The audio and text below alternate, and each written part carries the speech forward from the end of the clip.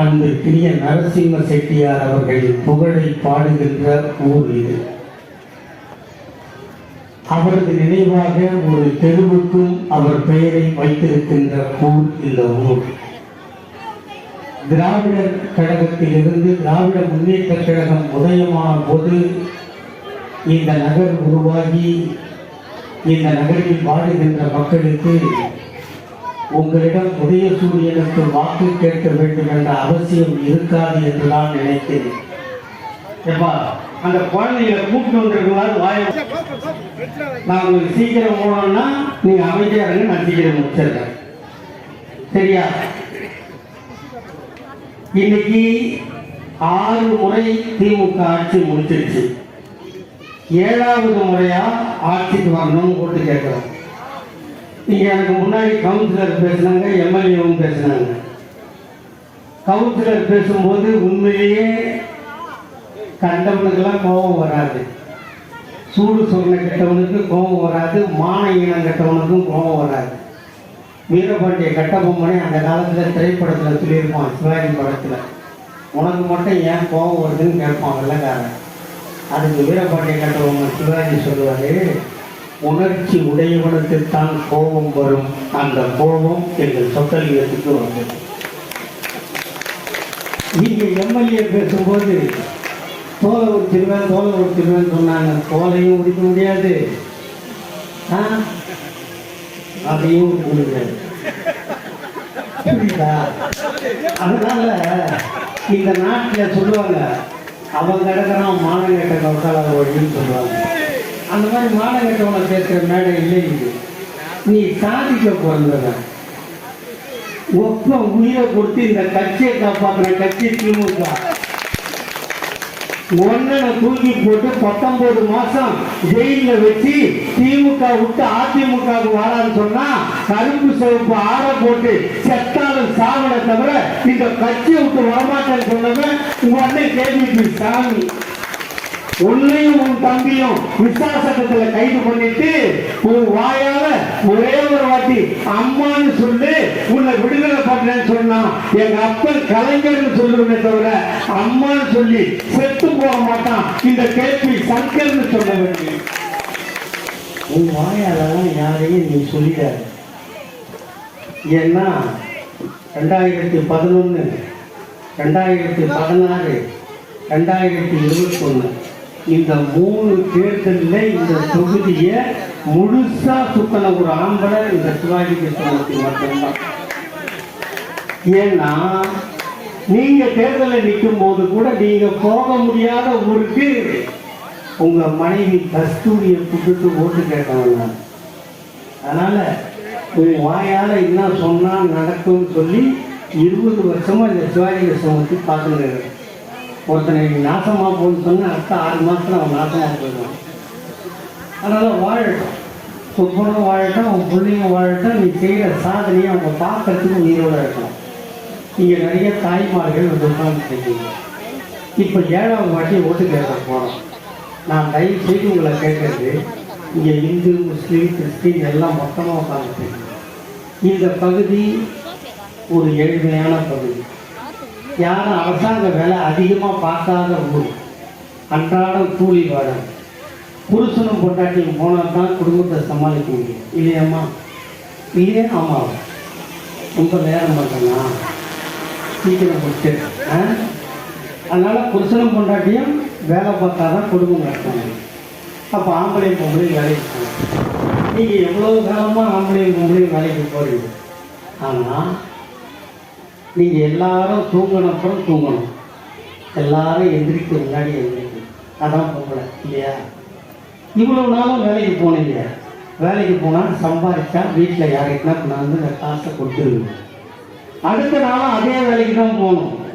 நாங்கள் ஆட்சிக்கு வர்றதுக்கு முன்னாடி அதே வேலைக்கு போகணுன்னா என்ன பண்ணோம்? காலையில் சீக்கிரமாக எந்திரிச்சு புருஷனுக்கு காப்பி டீ போட்டு கொடுத்துட்டு கடற்கரை ஓட்ட சுற்றி சாமான தொலைக்கி பள்ளிக்கூடம் போகிற பசங்களுக்கு ஸ்கூல் சாப்பாடு கட்டி, காலேஜ் போகிற பொண்ணுக்கு சாப்பாடு கட்டி, அதெல்லாம் முடிச்சுட்டு அவசரமாக குளிச்சுட்டு அந்த ஈர தலையை துடைக்க கூட நேரம் இல்லாமல் ஒரு ரப்பர் பேண்டை போட்டுக்கிட்டு நீட்டு பூ வச்சா ஸ்லைடு குத்தனை மேலே ஒரே ஒரு பூ எடுத்து சொல்லிக்கிட்டு இந்த புடவை கட்டிக்கிட்டு ஹேண்ட்பேக் எடுத்து மாட்டிக்கிட்டு ஆளு கொஞ்சம் முட்டையாக இருந்தால் ஐயில் செப்பலும் போட்டுக்கிட்டு நீங்கள் இவ்வளவும் பண்ணிட்டு கடைசியில் போய் நேற்று எங்கே உங்கள் சம்பளத்தை கொண்டு போய் கொடுத்தீங்களோ அதே இடத்துல போய் அத்தை, மாமா, அத்தான், அண்ணா நான் வேலைக்கு போனோம், பஸ்ஸுக்கு காசு கொடுன்னு கையெழுந்தீங்களா? இல்லை.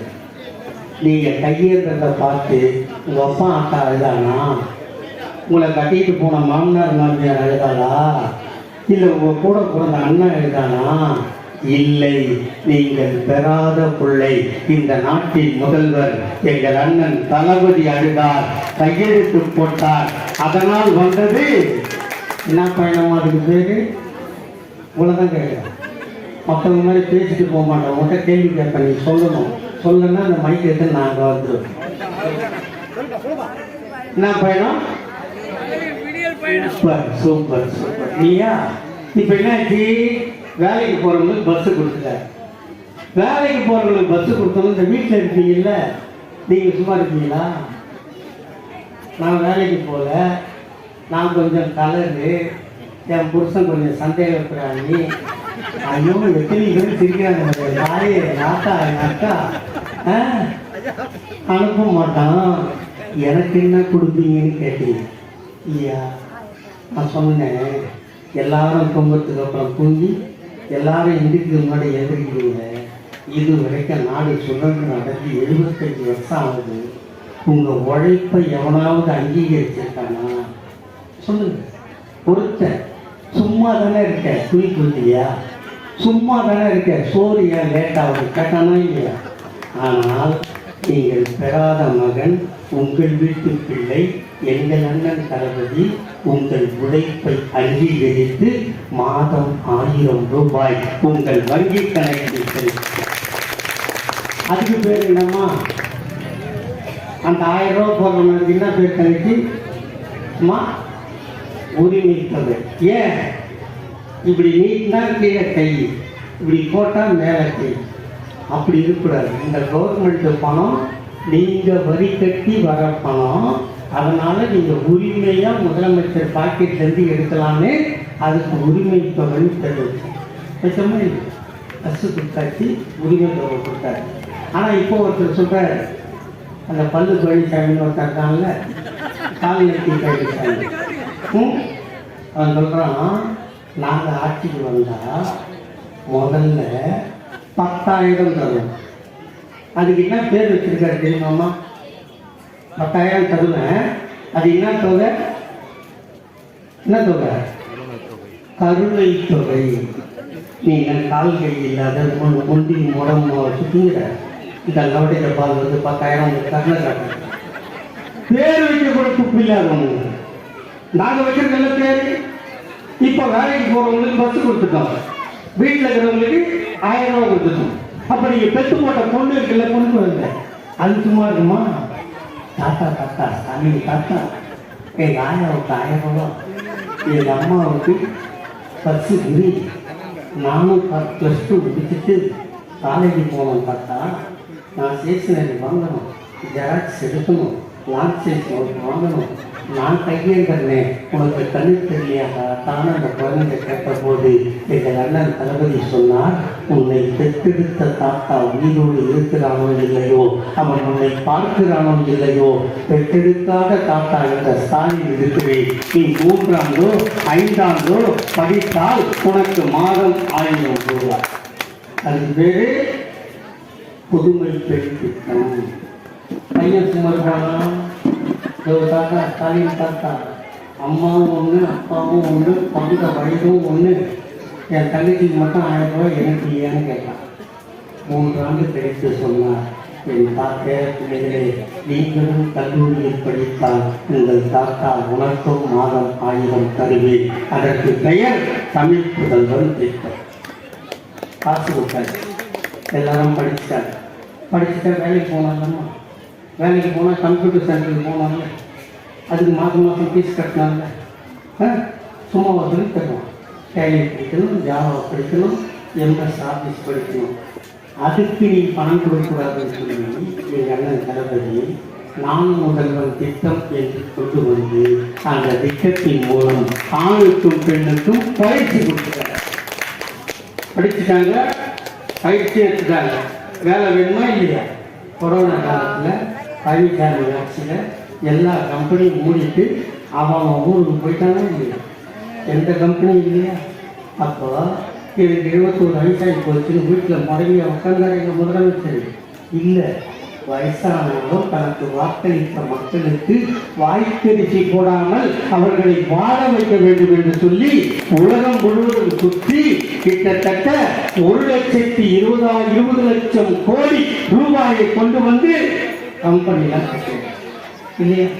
இது எல்லாருக்கும் வேலை. அப்புறம் வீட்டில் ஒரு பொண்ணு படிச்சிருக்கு, அந்த பொண்ணுக்கு வேலை எம்ப்ளாய்மெண்ட்டில் கூப்பிடுறோம். இங்கே இருக்கு திருச்சியில் வேலை கிடைச்சுமா உன் பொண்ணுக்குன்னு வச்சுக்க. திருச்சியில் வேலை கிடைச்சா உன் பொண்ணுக்கு வேலை கிடைச்சா என்ன பண்ணணும்? ஒன்று புருஷனும் பிள்ளையும் விட்டுட்டு நீ உன் பொண்ணு கொடுத்து அங்கே போய் வீடு எடுக்கணும் இல்லையம்மா, வாடகை கொடுக்கணும், சோறாக்கணும். இவ்வளவு கஷ்டம்.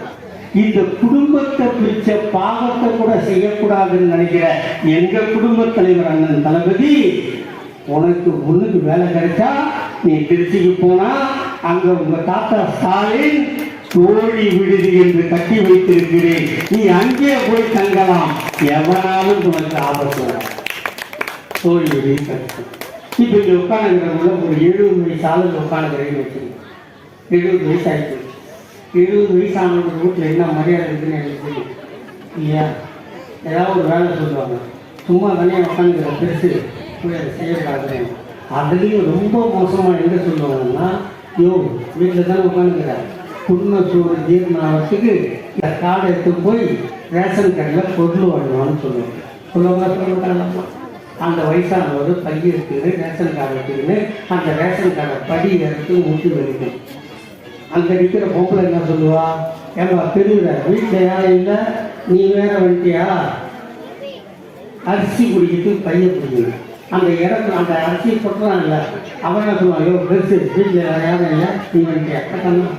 இப்படி கண்டவெல்லாம் பேசி கண்டவெல்லாம் ஒதுக்கிய அந்த 70 வயது முதியவர்கள் ரேஷன் கடைக்கு போய் படுகின்ற கஷ்டத்தை போக்க எங்கள் அண்ணன் தளபதி தாயுமானவர் திட்டம் என்று கொண்டு வந்து வீட்டுக்கே ரேஷன்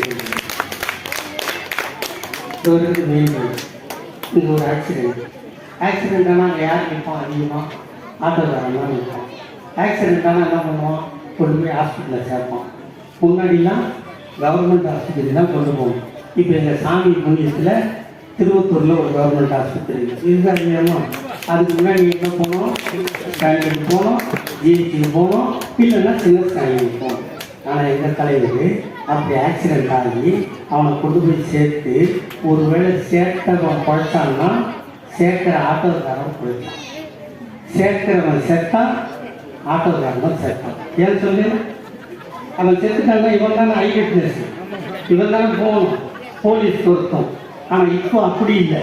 இப்படி சேர்க்கறதுக்கு பயந்துன்னா ஆட்டோக்காரன் பார்க்காம போயிடுறான்னு கஷ்டப்பட்ட எங்கள் அண்ணன் தளபதி தமிழ்நாட்டில் ஒரு உயிரும் போகக்கூடாது என்று சொல்லி நம்மை காக்கும் 48 எந்த ஆகாசில் சேர்க்கலாம், சுகத்தில் சேர்க்கலாம், 48 மணி நேரம் ஆகிற செலவை உங்கள் முதலமைச்சர் ஏற்பார். அது நம்மை காக்கும் 48. இப்படி எல்லாத்தையும் செஞ்சாங்க. எப்போ நாங்கள் ஆட்சிக்கு வந்தோம் எல்லாரும் சொன்னாங்க, என் தம்பி கருணாநிதி கவுன்சிலர் வரைக்கும் 5 ஆண்டுகள் நாங்கள் செய்த சாதனை, 5 ஆண்டுகள் நாங்கள் செய்த சாதனை இல்லை. தேர்தல் வரும்போது கொரோனா வந்துதான், கொரோனா உச்சத்தில் இருந்துதான் இல்லை. அதை நீக்கிறதுக்கே எங்களுக்கு 1 வருஷம் டைம் ஆச்சா இல்லை. அந்த கொரோனா காலத்தில் நாங்கள் ஆட்சியில் இல்லையா? ஆட்சியில் இல்லை தானே. அப்போ என்ன சொன்னோம்? கொரோனா வந்து ஊரே என்ன சொல்லிச்சு, உலக நாடே என்ன சொல்லிச்சு, வீட்டில் வெடித்தது தனித்தது. ஏன்னா எல்லாம் சொன்னால் நம்ம மாமா, சொந்த மாமா நரேந்திர மோடி மாமா இருக்காருல்ல, அவர் கூட தாடியை ட்ரிம் பண்ணுறதுக்கு பார்பரை கூப்பிட்டா கொரோனா வந்துடும்னு மாறு வரைக்கும் தாடி வைப்பார். நீங்கள் பார்த்தீங்க, உலகமே சொல்லிச்சு. அப்போ இருக்கிற ஏடிஎம்கே எரும மாடு மந்திரி என்ன பண்ணால் வீட்டில் போர்டு வச்சான், கொரோனா வந்துருச்சு என்னை பார்க்க யாரும் வராதிங்கன்னு போர்டு வச்சான். ஆனால் உலகத்தில் ஒரே ஒரு தலைவன் சொன்னான், ஒன்றிணைவோம் வா என்று சொன்ன தலைவன் எங்கள் அண்ணன் தளபதி சொன்னான். சொல்லிட்டு வீட்டில் பத்துக்கணுமா, ஒரு டெலிஃபோன் நம்பரை கொடுத்தோம். திருவத்தூர் தொகுதியில் யாரும் டெலிஃபோன் பண்ணியிருக்க மாட்டீங்க. தமிழ்நாடு பூரா ஃபோன் பண்ணான். 1000 ரூபா, 1000 ரூபாயா மிச்சம் 4000 தரமாட்டான். எங்கே பணம் இருக்குதுன்னு சொன்னாரா? எங்களுக்கு தெரியாது. அப்போது கல்லாப்பட்டியில் எவ்வளோ பணம் இருக்குதுன்னு எங்களுக்கு தெரியாது. நாங்கள் ஆட்சியில் இல்லை. இங்கே இருக்கிற மளிகை கடைக்கு போனால் கூட ராத்திரியில் அண்ணாச்சி என்ன பண்ணுவார், ரூபாய் நோட்டெல்லாம் எண்ணி ரப்பர் பேட்டை போட்டுட்டு சில்லறையை கல்லாப்பட்டியில் விட்டு போவோம். இதான் கடைக்காரன் செய்கிற வேலை இல்லையா? ஆனால் எடப்பாடி பழனிசாமி உட்காலபடி என்ன பண்ணால், சசிகலா கால நக்கத்தோடு இல்லாமல் கல்லா போட்டியும் நெட்டிட்டு போயிட்டு இது எங்களுக்கு தெரியாது. ஆனால் எங்களெல்லாம் தளபதி அப்போ என்ன சொன்னார், நான் 5000 கொடுக்க சொன்னேன், நீ 1000 ரூபா கொடுக்குற, நீ கொடுக்க மறுத்த 4000-ஐ இந்த முத்துவேல் கருணாநிதி ஸ்டாலின் ஆட்சிக்கு வந்தால் நான் கொடுப்பேன்னு சொன்னாங்க. எல்லாம் கேட்டான், நீ எப்போ கொடுப்பேன்னு கேட்டான். எங்கள் அண்ணன் சொன்னார், ஜூன் மாதம் 3ஆம் தேதி எங்கள் அப்பன் பிறந்த நாளைக்கு கொடுப்பேன்னு சொன்னார். ஆனால் மே மாதம் 2000, ஜூன் மாதம் 2000 போட்ட மாதிரி அந்த 2000-ஐ கொடுத்து உனக்கு 1000 கொடுத்து, உன் பொண்ணுக்கு 1000 கொடுத்து, உன் பிள்ளைக்கு 1000 கொடுத்து, இதை தாண்டி 1ஆவதுலேருந்து 5ஆவது வரைக்கும் படிக்கிற குழந்தைங்க பசியோட பள்ளிக்கூடம் போனால் பாடத்தை கேட்க முடியாதுன்னு சொல்லி அதுங்களுக்கு காலையில் டிஃபன் போட்டு 1000 ரூபா கொடுத்துட்டு 4000 ரூபா சொன்ன ஆட்சி எங்க? இவ்வளவு பணமும் கொடுத்து அந்த 4000-ஐயும் சேர்த்து கொடுத்த ஆட்சி எங்க? இது ஏன்? பணம் கொடுப்பதற்கு பணம் தேவையில்லை எங்கள் சங்கரை போல் மனம் இருந்தால் எங்கள் அண்ணன் தளபதிக்கு மனம் இல்லை. அவர் சாதாரண ஸ்டாலின் இருந்தால் பரவாயில்ல. எங்கள் தாத்தா டாக்டர் கலைஞரின் ரத்தம் அவர் உடம்பில் ஓடுவதால் சொன்னதை செய்து 4 வருஷம் ஆட்சி முடிஞ்சு 5 முறை தமிழ்நாட்டில் தாத்தா கலைஞர் ஆண்டார். என்னென்ன ஒரு பொண்ணுக்கு சாமி இருந்தால், ஒரு பொண்ணுக்கு சங்கர் இருந்தார். நான் மாப்பிள்ளை மாதிரி போனேன், எல்லாத்தையும் கொடுத்தேன். மாப்பிள்ளை மாதிரி பணத்தோட பொண்ணுக்கு அப்போ வந்தேன். எவ்வளோ வீட்டுக்கு வந்து பார்த்தீங்க கல்யாணம் வச்சு இந்த அர்த்தம் வந்தேன். அதுக்கு இந்த குடும்பம் தான். நான் இந்த தொகுதியில் ஓட்டா எனக்கு இல்லை. நான் ஓட்டு போடலாம் அவர் ஜெயிக்கிறாரா? இல்லை, அது இல்லை. மனிதனாக தொடர்ந்து திமுகவையும் ஐயா கலைஞரையும் அண்ணன் தளபதியும் நேசிப்பதால் எனக்கு இந்த மரியாதை. இதை கேட்டால் என்ன சொல்றான்? கலைஞருக்கு அப்புறம் ஸ்டாலின், ஸ்டாலினுக்கு அப்புறம் உதயநிதி. உங்களுக்கு எங்கடா போகுது? கல்யாணம் குழந்தை பிறக்கணுமா இல்லைன்னா என்னமா சொல்லுவாங்க? கல்யாணம் ஆகி கொடுத்து ரோட்டில் போகிறான் அப்படின்னா கேட்பாங்க, நம்ம விசேஷம் உண்டா கட்டுவே அப்படின்னு என்ன சொல்லிடுவோம்? மாப்பிள்ளை வேலைக்கு ஆகல. அந்த கெட்ட பேசுகிற மாதிரி எனக்கு தேவையா? ஐயா கலைஞருக்கு ஆண்மை இருந்தது, எங்கள் அண்ணன் தளபதி வந்தான். தளபதிக்கு ஆண்மை இருந்தது, எங்கள் அண்ணன் உதயநிதி வந்தான். உதயநிதிக்கு ஆண்மை இருந்தது, இந்த நிதி வந்தான். உங்களுக்கு இல்லைன்னா ஆஸ்பத்திரிக்கு போங்க, இல்லைன்னா எங்கள் எம்எல்ஏ லெட்டர் வைக்கிற வாங்கி போய் கருத்தரிப்பு மையத்தில் பார்த்து நாங்களோட வாரிசு அரசியல் சொன்னல. திமுக ஆட்சிக்கு போனவுடன் சாமி மீது வழக்கு, சங்கர் மீது வழக்கு, சொத்தலிங்கம் வழக்கு மீது வழக்கு, அவர் மனைவி மீதும் வழக்கு. அதே போல எங்கள் ஆட்சிக்கு வருவதற்கு முன்னால் எங்கள் அண்ணன் தளபதி விசா கைதியாக சென்ட்ரல் மத்திய சிறையில் அடைக்கப்பட்ட போது சிட்டிபாபும் பாலகிருஷ்ணனும் செத்து போகாமல் இருந்திருந்தால் எங்கள் அண்ணன் தளபதி அன்றே உயிர் போயிருந்தார். அவருக்கு உதயநிதி செய்த சாதனை அவங்களுக்கு தெரியுமா? வந்து வீட்டில் ஒரு பொண்ணு இருக்குமா, அந்த பொண்ணு கட்டி கொண்டு வைக்கணும். கட்டி கொடுத்து 3ஆம் மாதம் பார்த்துருக்குங்க. இன்னைக்கு என்ன கூட நான் தெரியல. தலையாட்டு தண்டனை நிறுத்தி வைப்போம் இல்லையா? தன்னை ஊருக்காரு அப்போ நான் கூப்பிடாம 50,000 எடுத்து திருடுங்கலாம். இது வீட்டுலாம் போது 20 திருடுங்கலாம். இல்லை, என் கட்சியை பேசினா நான் திரும்பி பேசினேன், அதுக்கு கேஸு தண்டனை வந்தது. இப்போ அப்பீலுக்கு போயிருக்கு இல்லையா? இப்போ அது மாதிரி எங்கள் கூட்டணி எங்கே பேசுகிறோம்? அறிவாலயத்தில் பேசுகிறோம். ஆனால் அந்த கூட்டணி எங்கே பேசுகிறோம்? லாட்ஜில் பேசுகிறோம். ஹோட்டல் ஜெட்டில்